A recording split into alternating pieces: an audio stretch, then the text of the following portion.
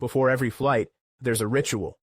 A walk, a scan, a system check that's anything but routine. Because in aviation, details aren't small. They're everything. One skipped step could mean one big problem. I'm Aaron, and this is Air Brief by Aaron. We're breaking down pre-flight checks, systems, and safety, one clear step at a time. Because every flight starts here and on the ground. Subscribe now.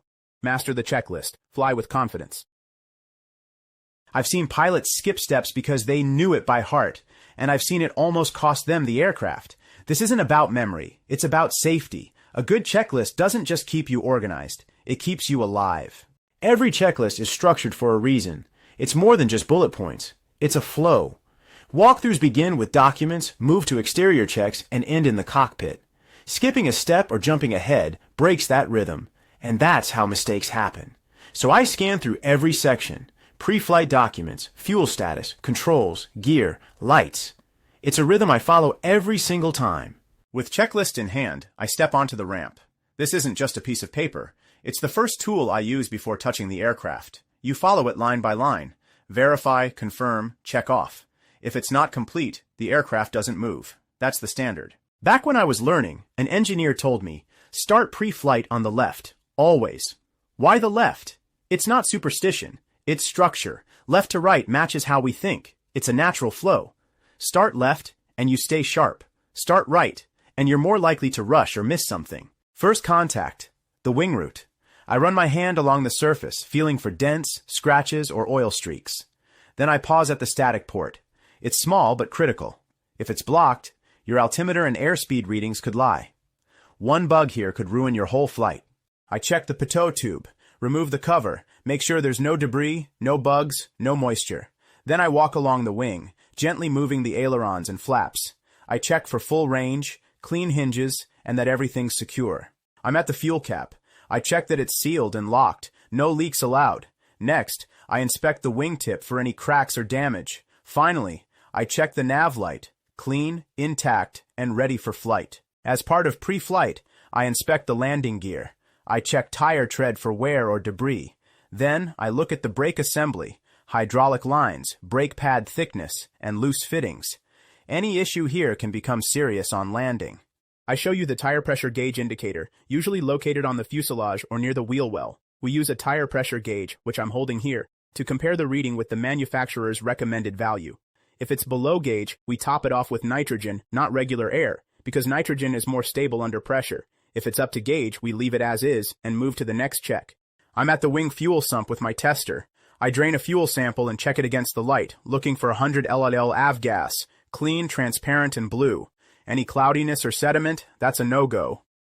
Back in my early flying days, I saw a fuel sample that looked slightly cloudy. I didn't ignore it. If you see bubbles or sediment, you keep draining until it's clean, or you don't fly. Next, I visually confirm the fuel quantity. Never trust the gauges alone. I open the fuel cap, making sure it's tight, clean, and not showing signs of wear.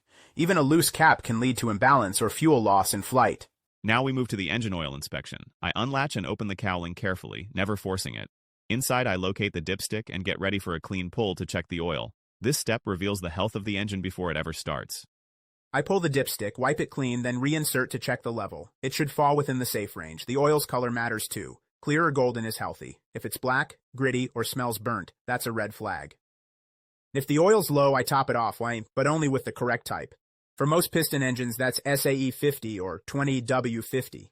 I double-check the label before pouring. The wrong oil can cause real damage in flight. Remember, good fuel and clean oil aren't just about engine performance. They're about flight safety. Smart pilots take time here, on the ground, so there are no surprises up there. Before I wrap up my exterior inspection, I take a moment to examine one of the aircraft's most important components, the propeller. I begin by ensuring the ignition is off and the keys are out. Safety first. Then, I slowly rotate the blades, inspecting for nicks, cracks, or corrosion. I also check for oil leaks around the spinner and prop hub, signs of potential seal or crankshaft issues. A small chip may seem harmless, but at high RPMs, it could cause serious vibration or even blade failure. Before entering the cockpit, I check the door, hinges, latch, and seals. All must be secure and smooth. Only then do I step in, remove the control lock, check the circuit breakers, and adjust my seat. Next, I turn on the master switch, but just briefly. Then I scan the fuel quantity gauges to confirm they match what I saw during my walk-around. If there's a mismatch, that's a red flag. Something needs checking before you go any further.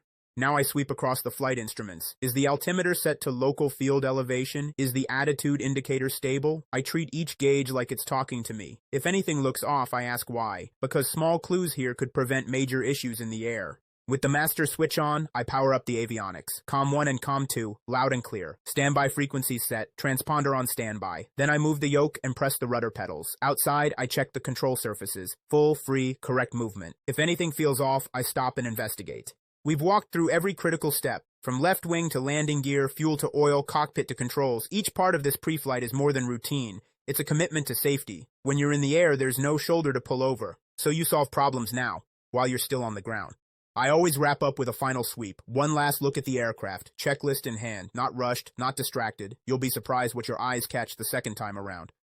Every flight starts with inspection. Make it your ritual. The checklist isn't a formality. It's a habit that saves lives. Take pride in it. Own it. Because safety doesn't start in the air. It starts here on the ramp. Thanks for watching. If you found this helpful, hit that like button and don't forget to subscribe for more clear, safety-focused aviation content. This is Air Brief by Aaron. Remember, no checklist, no confidence.